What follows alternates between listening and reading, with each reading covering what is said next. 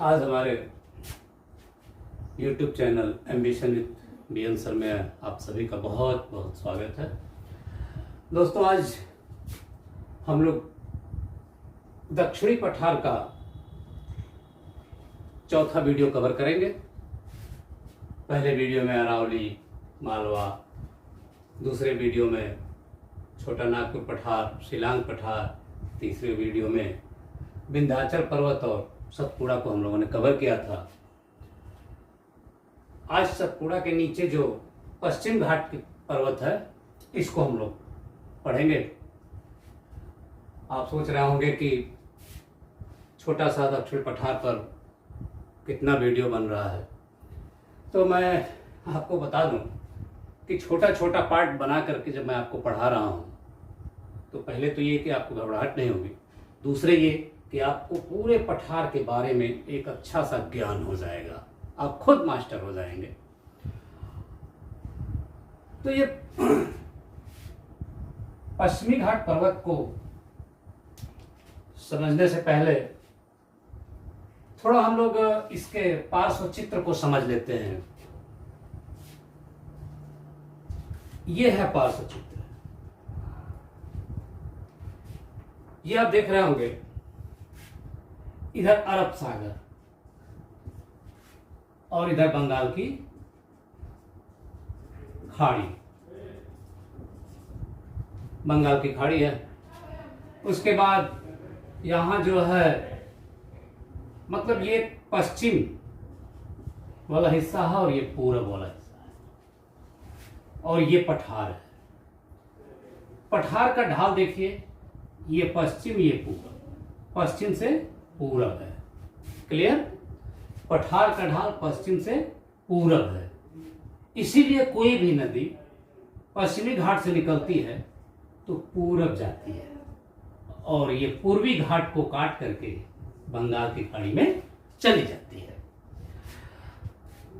एक चीज। दूसरी चीज, यहां ऊंचाई देखिए, यहां की ऊंचाई और यहां की ऊंचाई, ये भाग ज्यादा ऊंचा है, ये कम ऊंचा है।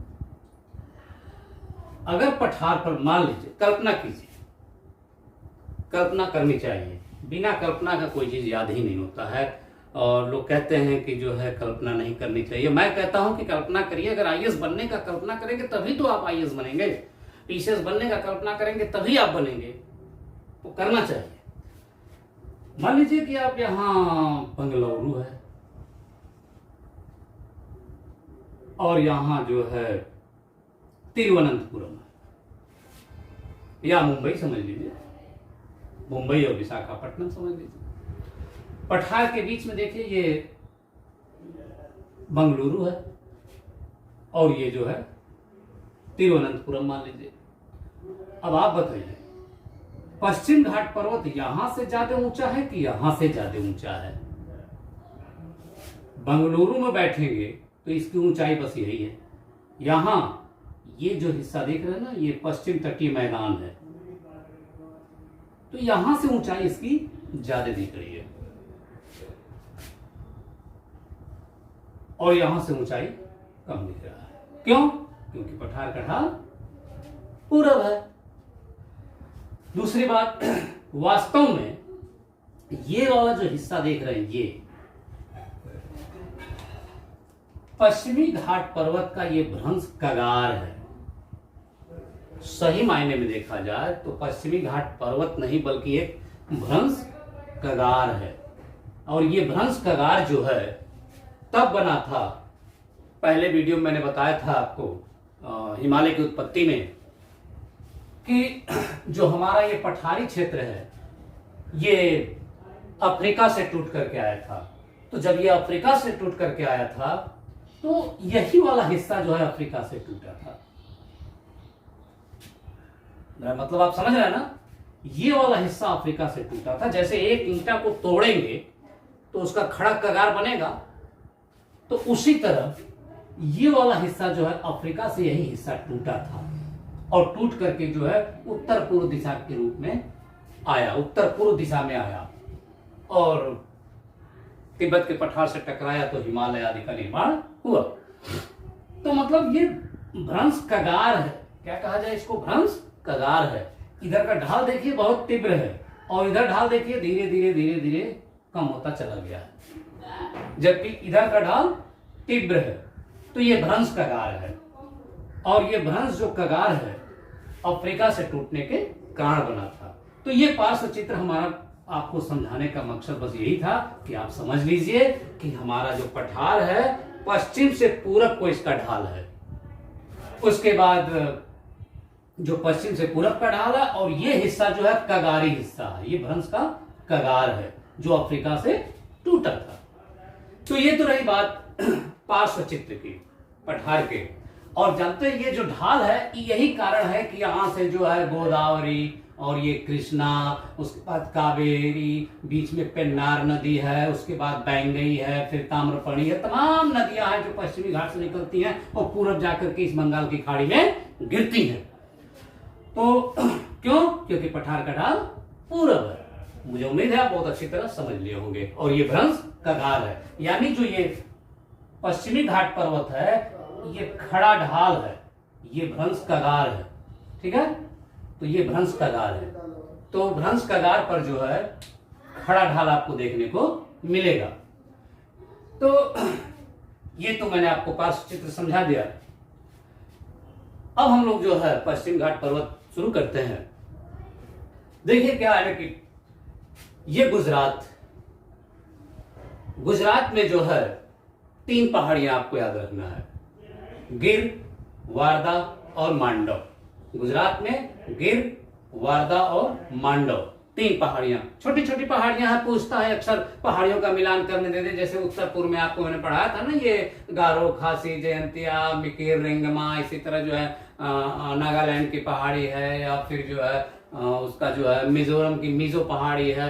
तो ये मिलान करने के लिए दे देता है। जैसे यहाँ पर जो है छोटी छोटी पहाड़ियां हैं, जैसे जवादी है, सेवाराय है, ठीक, यहाँ नल्ला मलाई है, फिर यहाँ कल्ला मलाई है। तो छोटी छोटी पहाड़ियां हैं, कभी कभी मिलान को करने को दे देता है कि फला पहाड़ी जो है किस राज्य में है। ठीक, जैसे नल्ला मलाई किस राज्य में है और ये वारदा किस राज्य में है, मिलान करने के लिए दे देता है। इसलिए इसको भी जानना जरूरी था। गुजरात की क्षेत्र छूट रहा था तो थोड़ा सा इस पर हम लोग चर्चा कर लें। जैसे कि ये वारदा है, मांडव है और गिर की पहाड़ी है, गिरनार भी है वहां पर, गिरनार पहाड़ी। ठीक है, तो जिस इसकी विशेषता में आप जान लीजिए कि ये उत्तर गुजरात का ऊपर वाला हिस्सा, इसको कच्छ का रण कहते हैं और इसको जो है सौराष्ट्र क्षेत्र कहते हैं। तो जो ये सौराष्ट्र क्षेत्र है इसी में जो है ये वारदा, मांडव और गिर की पहाड़ियां पाई जाती है। और यहाँ गिरनार की पहाड़ी भी है, गिर के सटे ही गिरनार की पहाड़ी भी है। अब जो गिर की पहाड़ी है इसकी विशेषता यह है कि जो बब्बर शेर होते हैं जिनके गर्दन पे बाल होता है, मतलब लायन, टाइगर नहीं, लायन, जो बब्बर शेर होते हैं वो भारत में यहीं पाए जाते हैं, गिर की पहाड़ियों में पाए जाते हैं। बाकी आपको न तो आसाम में देखने को मिलेंगे, न तो नागालैंड, न तो आपको जो है मध्य प्रदेश में, न तो साउथ में कहीं देखने को नहीं मिलेगा। यही नहीं, पूरी एशिया में कहीं, न तो रूस में, न तो कोरिया में, न तो जापान में, न तो चाइना में, कहीं आपको देखने को नहीं मिलेगा। पूरी एशिया में अगर कहीं पाया जाता है बब्बर शेर तो आपको जो है गिर की पहाड़ियों में पाया जाता है। तो ये प्रश्न उठता है, अगर थोड़ी सी बात हो जाए, ये प्रश्न उठता है कि आखिर गिर की पहाड़ियों में ही क्यों पाए जाते हैं। तो मैंने आपको बताया कि ये जो है पठार जो है अफ्रीका से टूट करके आया था। जैसे मान लीजिए ये अफ्रीका है,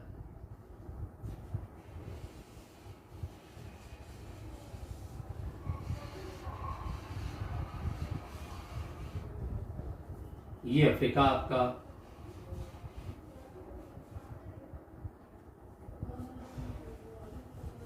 ये अफ्रीका, ये भूमध्य रेखा, ये भूमध्य रेखी क्षेत्रों में बहुत ज्यादा जो है घने जंगल पाए जाते हैं। और इसके ऊपर वाला जो ये हिस्सा है यहां पर जो है सवाना के घास पाए जाती हैं, जो लंबी लंबी कटीली झाड़ियां होती हैं। और यही जो सवाना जंगल है अफ्रीका, सवाना जंगल कह लीजिए चाहे सवाना घास का मैदान कह लीजिए, जो घास जो होती हैं वो 8 से 10 फीट लंबी कहीं कहीं देखने को मिलती हैं। जंगली 6 फीट तो लंबी होती ही हैं। तो इन सवाना जंगलों को ही जो है बब्बर शेर का वास्तविक घर माना जाता है कि बब्बर शेरों का घर यही है। और आज भी यहाँ पे सवाना के जंगलों में बब्बर शेर खूब पाए जाते हैं। तो जो ये हमारा जो दक्षिण का पठार था, इंडियन प्लेट, वो यहीं लगा हुआ था। और ये तो सवाना जंगल यहां भी रहा होगा, मान लीजिए यहां भी रहा होगा, इसके इधर नहीं रहा होगा। यहां जो है बब्बर शेर यहां भी थे, यानी ये सब सवाना जंगल था, ये बब्बर शेर यहां भी थे। ये हिस्सा जो है यहां से टूट गया और टूटने के बाद उत्तर पूर्व दिशा में आगे बढ़ गया, यानी जो प्रायद्वीपीय पठार था आगे बढ़ गया। तो जो यहां शेर थे अपनों से बिछड़ गए, मतलब ये जो शेर थे यहां जो सवाना के जंगलों में शेर थे, और जब यहां से ये जब टूटा अफ्रीका से इंडियन प्लेट, तो यहां से जो है वो आगे बढ़ गया और इसी में शेर रह गए। ठीक, तो वही गिर का जो क्षेत्र है वो सवाना से लगा हुआ था, विद्वानों का ये मानना है। तो तभी से जो है शेर यही पाए जाते हैं गिर, और वो अपना घरौंधा छोड़कर कहीं जाते नहीं है। तो ये तो रही बात, थोड़ा सा चर्चा हो गया आखिर गिर के जंगलों में ही बब्बर शेर क्यों पाए जाते हैं। अब हम लोग आते हैं पश्चिमी घाट पर्वत के बारे में। पहली बात तो ये जान लेते हैं कि पश्चिमी घाट पर्वत ताप्ती नदी के मुहाने से शुरू होता है और केप ऑफ केमोरिन तक जाता है, जिसको कन्याकुमारी भी कहते हैं। इसको क्या कहते हैं? कन्याकुमारी भी कहते हैं, या कुमारी अंतरीप भी कहते हैं। कुमारी अंतरीप या फिर केप ऑफ केमोरिन, जैसे अफ्रीका के नीचे वाले हिस्से को केप ऑफ गुड होप कहते हैं, उसी तरह जो ये नीचे वाला हिस्सा मुड़ा हुआ है इसी को कहते हैं केप ऑफ केमोरिन। तो यानी ये कन्याकुमारी वाला हिस्सा केप ऑफ केमोरिन कहा जाता है, या कुमारी अंतरीप कहा जाता है, या फिर कन्याकुमारी कहा जाता है। इस चीज को याद रखेंगे। तो मतलब ये कि यहां ताप्ती नदी के मुहाने से शुरू होता है और कन्याकुमारी तक लगभग 1600 किलोमीटर लंबा पश्चिमी घाट पर्वत पाया जाता है। पश्चिमी घाट पर्वत जो है वास्तव में एक भ्रंश कगार है। यहां मैंने बताया ना आपको, देख रहे हैं खड़ा ढाल, ये भ्रंश कगार है जो हम पश्चिमी घाट पर्वत के अगर पश्चिम में जो तटीय मैदानी क्षेत्र है, जैसे मुंबई हुआ, चाहे यहाँ जो है तिरुवनंतपुरम हुआ या फिर गोवा हुआ, अगर हम देखते हैं तो काफी यहां से बहुत ऊंचा दिखता है पर्वतनुमा। तो पश्चिमी घाट पर्वत को सह्याद्री पर्वत भी कहते हैं। जैसे मान लीजिए यहाँ गोवा है ना, तो गोवा के उत्तर वाले हिस्से को उत्तरी सह्याद्री और गोवा के दक्षिण वाले हिस्से को दक्षिणी सह्याद्री कहते हैं। एक और विशेषता देखा जाए तो जैसे हिमालय के बाद भारत का दूसरा सबसे लंबा पर्वत है, राइट। अगर प्रश्न पूछे कि हिमालय के बाद भारत में दूसरा सबसे लंबा पर्वत कौन है, तो पश्चिमी घाट पर्वत। दूसरी बात,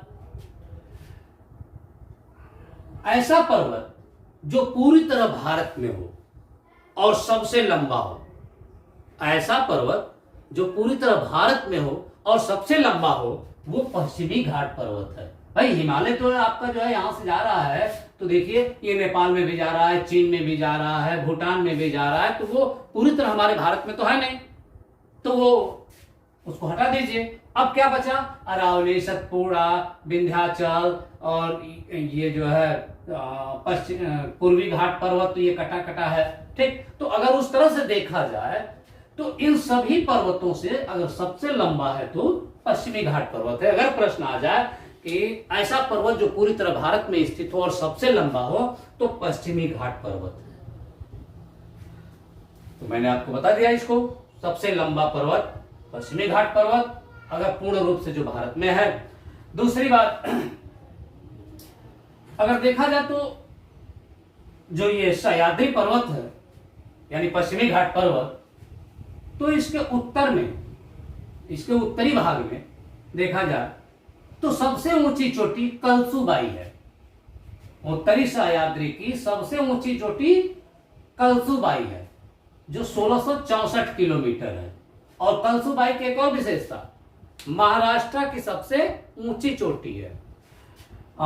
एवरेस्ट ऑफ द महाराष्ट्र कहा जाता है इसको, महाराष्ट्र का एवरेस्ट। यानी कलसुबाई उत्तरी सह्याद्री की सबसे ऊंची चोटी है और महाराष्ट्र राज्य की सबसे ऊंची चोटी है। महाराष्ट्र में इसको, इस कलसुबाई को एवरेस्ट ऑफ द महाराष्ट्र कहते हैं। कलसुबाई के दक्षिण में आते हैं तो महाबालेश्वर चोटी है। देखिए महाबालेश्वर चोटी जो 1438 मीटर ऊंचा है। और ये महाबालेश्वर से ही कृष्णा नदी निकलती है। देखिए ये कृष्णा, महाबालेश्वर से ही कृष्णा नदी निकलती है। ये प्रश्न कई बार आता है कि कृष्णा नदी किस पर्वत से निकलती है, तो महाबालेश्वर से निकलती है। ये ऊपर वाला गोदावरी है, गोदावरी जो है नासिक के समीप जो है त्रयंबकम नामक स्थान से निकलती है। तो अब आते हैं कृष्णा, कृष्णा जो है आपके महाबालेश्वर से निकलती है। अब उसके दक्षिण में आते हैं तो ये कर्नाटक। कर्नाटक, कर्नाटक में दो चोटियां आपको जानना है, एक कुद्रेमुख और एक ब्रह्मागिरी। कुद्रेमुख 1882 मीटर और ब्रह्मागिरी 1710 मीटर। जो कुद्रेमुख है, कुद्रेमुख आपको लौह अयस्क के लिए प्रसिद्ध है। किस लिए प्रसिद्ध है? लौह अयस्क, सबसे अच्छी क्वालिटी का भारत में लौह अयस्क यहां पाया जाता है। कुद्रेमुख लौह अयस्क के लिए प्रसिद्ध है। इसके बाद ब्रह्मागिरी आते हैं हम लोग। ब्रह्मागिरी से ही ये कावेरी नदी निकलती है, ध्यान दीजिए। ब्रह्मागिरी कर्नाटक में है, ब्रह्मागिरी से ही कावेरी नदी निकलती है। यानी कावेरी कर्नाटक होते हुए तमिलनाडु में चली जाती है और बंगाल की खाड़ी में गिर जाती है। इस ब्रह्मागिरी का एक और नाम है पुष्पागिरी। पुष्पागिरी, ब्रह्मागिरी को पुष्पागिरी भी कहते हैं, राइट, याद रखिएगा। कुद्रेमुख लौह अयस्क के लिए प्रसिद्ध है, कर्नाटक में है। ब्रह्मागिरी को पुष्पागिरी कहते हैं। इस ब्रह्मागिरी से कावेरी नदी निकलती है जो कर्नाटक होते हुए तमिलनाडु होते हुए बंगाल की खाड़ी में गिर जाती है। कावेरी का जो जल क्षेत्र है वो अपवाह क्षेत्र, वो 3 राज्यों में है। कावेरी नदी में आपको समझाएंगे विधिवत, और कावेरी जल विवाद क्या है उसी समय समझाएंगे। तो ये तो हो गई ब्रह्मागिरी। ब्रह्मागिरी के दक्षिण में जाते हैं, देखिए ब्रह्मागिरी के दक्षिण में जाते हैं तो ये जो है एक पर्वतीय गांठ है। देखिए ये पर्वतीय गांठ है, ठीक। यहां से जो है पूर्वी घाट शुरू हो जाता है। यानी दक्षिण में जाकर के पश्चिमी घाट पर्वत पूर्वी घाट से जहां मिल जाता है उसको हम लोग नीलगिरी पर्वतीय गांठ कहते हैं। अब ये देखिए यहां से ये नीलगिरी पर्वतीय गांठ हो गया। तो जो नीलगिरी पर्वतीय गांठ है ये नीलगिरी पर्वतीय गांठ हो गया। अब जैसे थोड़ा सा बड़ा यहां बना देते हैं, आपको स्पष्ट दिखाई देगा। जैसे मान लीजिए कि ये आपका पश्चिमी घाट पर्वत है और ये आपका जो है पूर्वी घाट पर्वत इधर चला गया, ठीक।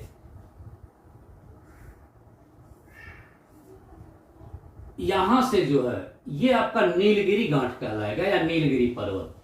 क्यों? क्योंकि एक पर्वत में दूसरा पर्वत आकर के जब मिल जाता है तो उसको हम लोग पर्वतीय गांठ कहते हैं। जो शुद्ध शब्द उसका पर्वतीय ग्रंथि कहेंगे, ठीक है ना। तो ये आपका जो है नीलगिरी पर्वत है। नीलगिरी पर्वत यहां ध्यान से देखिए 3 राज्यों में, इधर का हिस्सा तमिलनाडु में, उत्तर का हिस्सा कर्नाटक में और पश्चिम का हिस्सा केरल में। यानी ये जो है यहां से मान लीजिए आपका ये वाला हिस्सा केरल हो गया, ठीक। और यहां से ये हिस्सा है आपका कर्नाटक हो गया और ये वाला हिस्सा तमिलनाडु हो गया। देख रहे हैं ना, नीलगिरी, ये नीलगिरी पर्वत 3 राज्यों में, उत्तर का हिस्सा कर्नाटक में, पश्चिम का हिस्सा केरल में और पूरब का हिस्सा तमिलनाडु में। यानी नीलगिरी पर्वत कई बार परीक्षाओं में पूछा गया है कि कितने प्रदेशों में फैला हुआ है। 3 प्रदेश, कर्नाटक, केरल, तमिलनाडु। देख रहे हैं ना, ये नीलगिरी पर्वत। नीलगिरी की विशेषता यह है कि नीलगिरी की सबसे ऊंची चोटी का नाम डोडा बेटा, कहीं कहीं दोदा बेटा भी लिखा होता है, इसमें कंफ्यूजन होने की जरूरत नहीं है। डोडा बेटा, नीलगिरी की सबसे ऊंची चोटी का नाम डोडा बेटा, जिसकी ऊंचाई 2637 मीटर है, जिसकी ऊंचाई 2637 मीटर है। और ये किस राज्य में पड़ जाता है डोडा बेटा? तमिलनाडु में पड़ जाता है। कहां पड़ जाता है भैया? तमिलनाडु में पड़ जाता है। तो यहां जो है ये तमिलनाडु में डोडा बेटा, राइट, यानी ये तमिलनाडु वाला ऐसा ना, यहां पर डोडा बेटा। नीलगिरी की सबसे ऊंची चोटी का नाम डोडा बेटा, ऊंचाई कितनी है? 2637 मीटर। और एक और विशेषता है इसकी, दक्षिण भारत की दूसरी सबसे ऊंची चोटी है।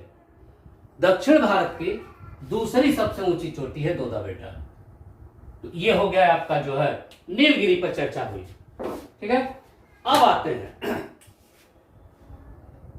तो यही नहीं, जो ये तमिलनाडु का क्षेत्र है उसमें जो है सबसे ऊंची चोटी डोडा बेटा है, जो कि आपका जो है नीलगिरी की सबसे ऊंची चोटी है और दक्षिण भारत की दूसरी सबसे ऊंची चोटी है। जबकि इस तमिलनाडु में जो है एक पर्यटन स्थल है जिसको हम लोग ऊटी कहते हैं। यहां ऊटी है, ऊटी, ऊटी पर्यटक स्थल है, ऊटी घूमने की जगह है। कभी आपको मौका मिले तो आप लोग जरूर जाइएगा। लेकिन वहां की लोकल भाषा में इसको उटक मंडल कहते हैं। क्या कहते हैं बेटा? उटक मंडल। ऊटी को जो है वहां की लोकल भाषा में उटक मंडल कहते हैं, ठीक। पर्यटक स्थल है, ऊटी क्या है? पर्यटक स्थल है। कहां है? तमिलनाडु के नीलगिरी पहाड़ियों में है। इसके बाद आप जो है देखेंगे जो ये नीलगिरी का जो पश्चिमी क्षेत्र, जो केरल वाला हिस्सा है, केरल में जो है साइलेंट वैली है। क्या है? Silent valley, silent valley. Kerala में साइलेंट वैली है। और बता दें आपको, इसी को कहते हैं शांत घाटी। क्या कहते हैं इसको? शांत घाटी। और उसकी क्या विशेषता भैया? उस साइलेंट वैली में सदाबहार वनों के घने वृक्ष पाए जाते हैं, जो कि जैव विविधता के लिए बहुत ज्यादा प्रसिद्ध है। जो साइलेंट वैली है वो जैव विविधताओं के लिए प्रसिद्ध है। और वहां जो है, क्यों? क्योंकि वो जो है यहां बारिश बहुत अच्छी होती है, यानी ये साइलेंट वैली के पास बहुत अच्छी बारिश होती है, घना जंगल है, नीचे एकदम शांति रहती है, इसलिए उसका नाम रख दिया गया साइलेंट वैली, जो अपनी जैव विविधताओं के लिए प्रसिद्ध है। क्यों जैव विविधताएं बहुत ज्यादा पाई जाती हैं? क्योंकि इधर से जो मानसून जाता है बहुत अच्छी वहां बारिश करता है, ठीक है। इसलिए जो है वो साइलेंट वैली आपका केरल में है, यानी केरल की नीलगिरी पहाड़ी पर है, और वो जो है अपनी जैव विविधताओं के लिए प्रसिद्ध है। आगे जो है ऊटी पर विशेष चर्चा होगी। अब देखा जाए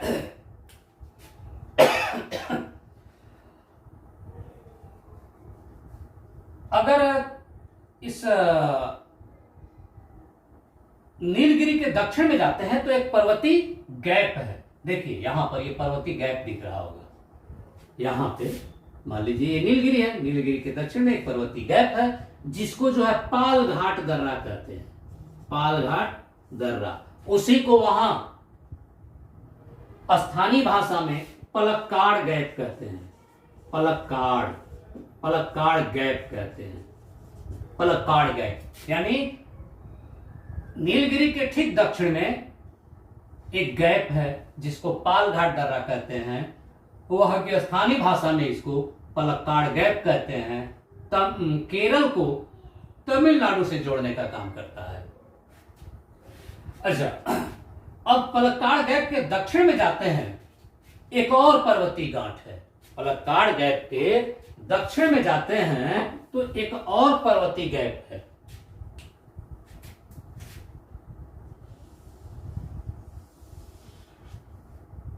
पलक्काड़ के दक्षिण में जाते हैं तो एक और पर्वतीय गैप। देखिए ये पर्वतीय गांठ है, ठीक है।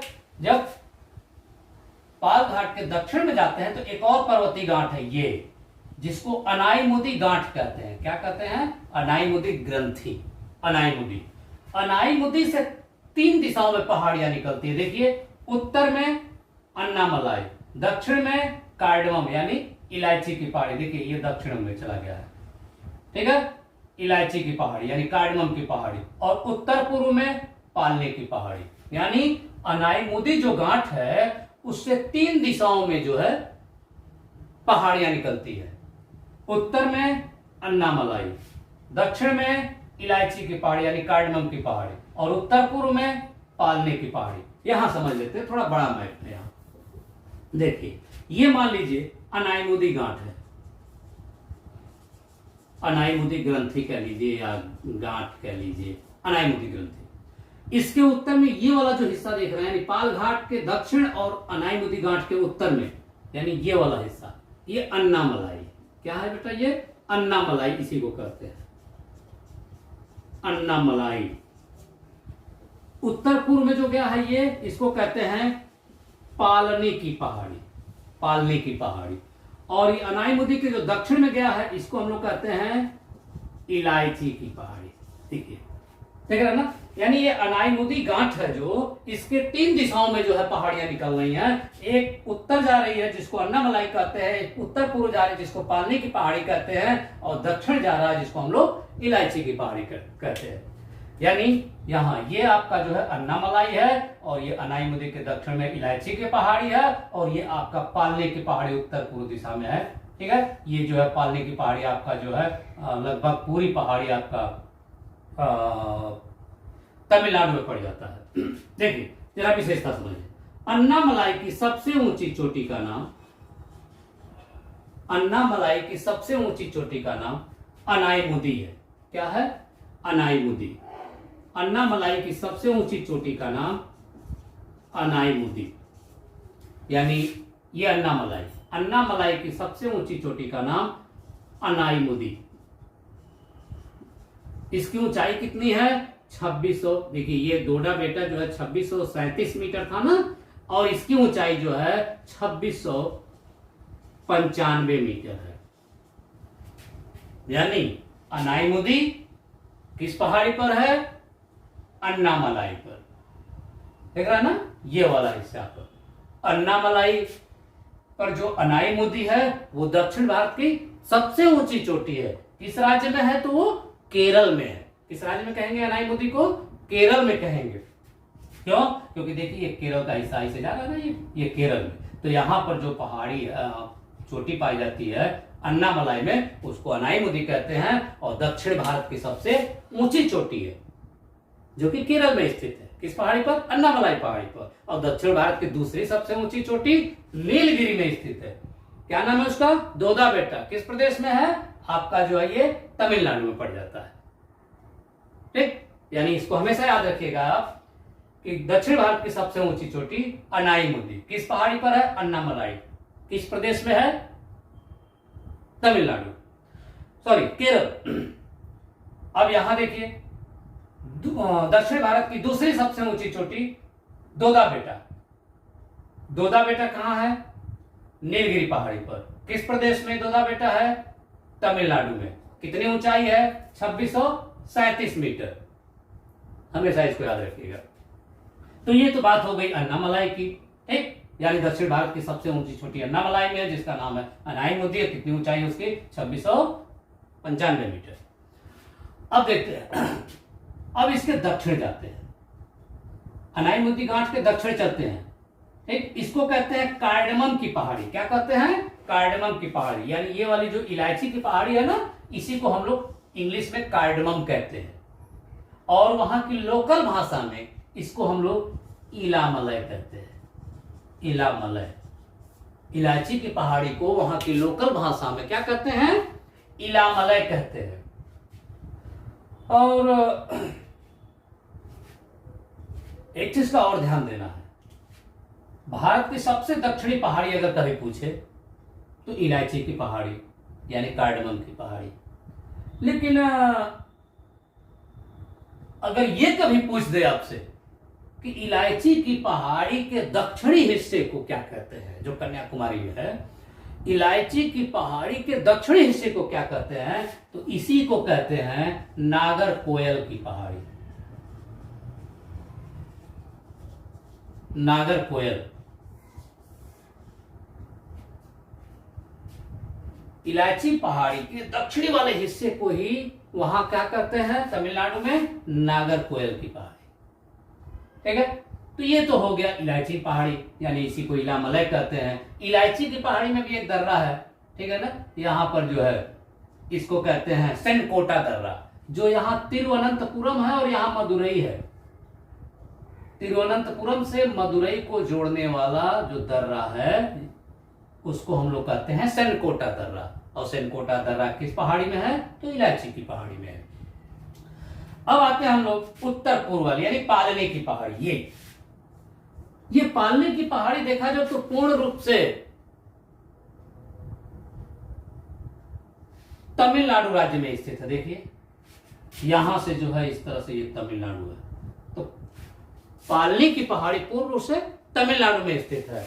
यहाँ एक प्रसिद्ध पर्यटक स्थल है, उसी का नाम आपको याद रखना है, परीक्षाओं में अक्सर पूछ देता है। कोडई कनाल दिख रहा होगा आपको, कोडई कनाल बहुत खूबसूरत जगह है। कोडई कनाल लोग घूमने जाते हैं, तो पूछता है परीक्षाओं में कि कोडई कनाल किस पहाड़ी पर स्थित है, तो कोडई कनाल जो है पालने की पहाड़ी पर स्थित है। पालने की पहाड़ी किस प्रदेश में स्थित है, तो पालने की पहाड़ी तमिलनाडु राज्य में स्थित है। तो इस प्रकार जो है ये हम लोग जो है पश्चिमी घाट पर्वत का आज अध्ययन किए। हाँ, इसमें जो है हालांकि दर्रा में पढ़ा चुका हूं, यहाँ पर जो है एक दर्रा है जिसका नाम है थाल घाट। क्या नाम है, थाल घाट। दर्रे के चैप्टर में आप जाइएगा, पुराना वाला वीडियो देखिएगा, इसको कहते हैं थाल घाट। और यहाँ पर जो है पाल घाट, नहीं थाल घाट, ये भोर घाट। क्या बेटा, ये भोर घाट। और यहां पर ये वाला है आपका पाल घाट। पाल घाट कहां है, नीलगिरी के ठीक दक्षिण में पाल घाट दर्रा, और उसके दक्षिण में ये भी केरल में पड़ जाता है, ये भी केरल में, यानी ये जो है आपका सेनकोटा दर्रा इलायची की पहाड़ी में। तो दर्रा कैसे बना, वीडियो में हमारे जाकर आप देखिएगा। जो भी दर्रे बने हुए हैं, कभी कभी कभी न कभी उसी दर्रे से होकर नदी बहा करती थी। जैसे मान लीजिए ये पहाड़ी है और यहां पर जो है ये हिस्सा कटा हुआ, उस पार से इस पार नदियां आया करती थी। किसी कारणवश नदी ने आना, तो इसको गार्ज कहते हैं। क्या कहते हैं इसको, गार्ज। जब पानी बहता था तो उसको क्या कहते हैं, गार्ज। जब ये गार्ज जो है, जब इसमें पानी आना बंद हो गया, ठीक, तो हम मनुष्यों ने क्या किया, उसको आने जाने का, इस पार से उस पार आने जाने का, पहाड़ से इस पार से उस पार आने जाने का हम लोगों ने रास्ता बना दिया। तो अब इसी का गार्ज का नाम चेंज हो गया। अब क्या हो गया, दर्रा। अब आप सोच रहे होंगे कि इधर से कोई नदी तो गई नहीं, तो फिर ये दर्रा बना कैसे, दिमाग में आया होगा। सोचना चाहिए, कल्पना करना चाहिए। हम भी बड़ा सोच में पड़े थे कभी, क्योंकि इधर से तो कोई नदी आती नहीं। अरे भाई, अति प्राचीन काल में निश्चित रूप से कोई न कोई नदी जो है पूर्वी घाट से निकलती रही होगी और पश्चिमी घाट को काटते हुए इसमें गिरती रही होगी। भूगर्भ वैज्ञानिकों का मानना है कि जब ये हमारा पठार जा करके किससे टकराया, तिब्बत के पठार से टकराया, जिस समय हिमालय का निर्माण हुआ, जो मैं पढ़ाया था आपको, तो तिब्बत के पठार से टकराया, तो ये जो पठार है, ये पठार जो है जब जाकर टकराया, तो ये पठार जो है थोड़ा सा उठ गया ऊपर को। जैसे मान लीजिए पठार जा रहा है और इसके नीचे ये तिब्बत के पठार के नीचे जो है प्रवेश करना शुरू किया, ठीक, तो पठार जो है इसको अंदर जाने के दबाव में थोड़ा सा ऊपर उठ गया और ये ऐसे हो गया। यानी ये जो पठार है, ठीक है, ये पठार जब अंदर प्रवेश किया उसके, किसके, तिब्बत के पठार के अंदर, तो ये वाला हिस्सा जो कभी ऐसे था वो हिस्सा ऐसे हो गया। यानी जो ढाल इधर था वो ढाल पूरब हो गया, यानी इसका पठार का ढाल पहले किधर था? पश्चिम था, इसीलिए नदियां आती थी। आज वो ढाल किधर हो गया? जब इसमें टकराया तो तिब्बत के पठार में वो ढाल किधर हो गया? पूरब हो गया। अरे भाई सीधे सी बात बता दे। भीटा, भीटा आप लोगों ने देखा है कभी? गांव में अक्सर भीटा होता है, पुरानी मिट्टी का ढेर को भीटा कहते हैं, जिस पर घास, बड़ी बड़ी जुट्टा वगैरह लगे होते हैं। तो अक्सर जब सांड जाते हैं तो भीटा से टकराते हैं। क्या करते हैं? भीटा को जो है अपने सींग से खोदते हैं। तो जब अपने सींग से खोदते हैं तो उनका पीछे वाला हिस्सा क्या होता है बेटा? ऊपर उठ जाता है। नहीं समझ में? जब ये जा करके सांड जो है तिब्बती सांड से टकराया तो दोनों ने अपना मुड़ी मान लो नीचे कर दिया। तो जब मुड़ी नीचे किया तो ये वाला हिस्सा क्या हुआ? ऊपर उठ गया। ध्यान दीजिए, दक्षिणी भाग, ये पठार का दक्षिणी भाग उत्तरी भाग की अपेक्षा ऊंचा है। ध्यान दीजिए, यहाँ की पर्वत चोटियां थोड़ा नीची हैं, लेकिन इधर की पर्वत चोटियां क्या हुई? बढ़ती चली गई हैं। ठीक है, तो ये आपको हम समझाएंगे विद्वत जलवायु में कैसे क्या हुआ। तो ये तो हो गया पठार तभी का बना है, लेकिन जब इसका ढाल इधर की अपेक्षा जब इधर हो गया, भीटा नहीं देखे होंगे, सड़क देखे है ना? सड़क पे जब दो सांड लड़ते हैं तो उनकी गर्दन जब वो नीचे करते हैं तो ये ऊपर उड़ जाता है, उनका पीछे वाला हिस्सा क्या होता है? ऊपर उड़ जाता है। ठीक है, तो खैर ये तो मैंने अपनी भाषा में आपको समझाने का प्रयास किया। खैर ये आपसे नहीं पूछा जाएगा, सिर्फ जानना चाहिए। तो ये थाल घाट, तो मुंबई यहाँ है। मुंबई से अगर आपको यहाँ नागपुर जाना मान लीजिए, तो मुंबई से नागपुर जाने के लिए थाल घाट का प्रयोग करते हैं। और ये थाल घाट नागपुर से फिर हम जो है लखनऊ चले जाते हैं, कोलकाता चले जाते हैं, दिल्ली चले जाते हैं। ठीक है ना? जो भी हम लोगों के यहाँ जो है, हम लोगों के इलाहाबाद से चाहे गोरखपुर से जो भी ट्रेनें जाती हैं सब थाल घाट होके वहां पहुंचती है मुंबई।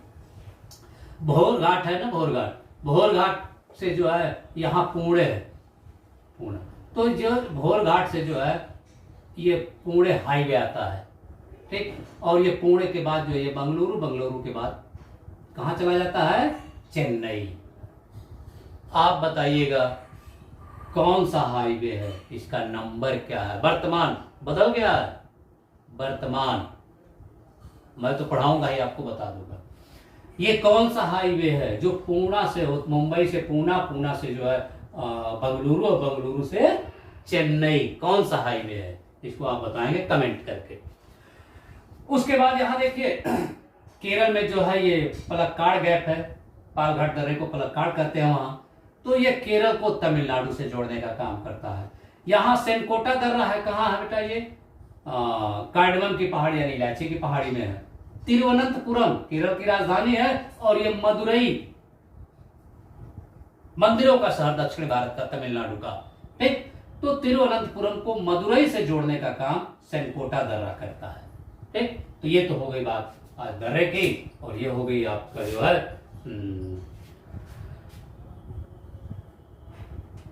पश्चिमी घाट पर्वत की चर्चा। नेक्स्ट वीडियो में हम, और आखिरी वीडियो होगा, ठीक है, नेक्स्ट वीडियो में हम पूर्वी घाट के बारे में बताएंगे, दक्कन का क्षेत्र बताएंगे, और थोड़ा बहुत यहाँ जो है दंडकारण्य पठार के बारे में बताएंगे। मुझे उम्मीद है कि आप लोगों को मेरा वीडियो बहुत अच्छा लगा होगा। सो आप लोग शेयर कीजिए, कमेंट जरूर करिए और सब्सक्राइब करिए। धन्यवाद।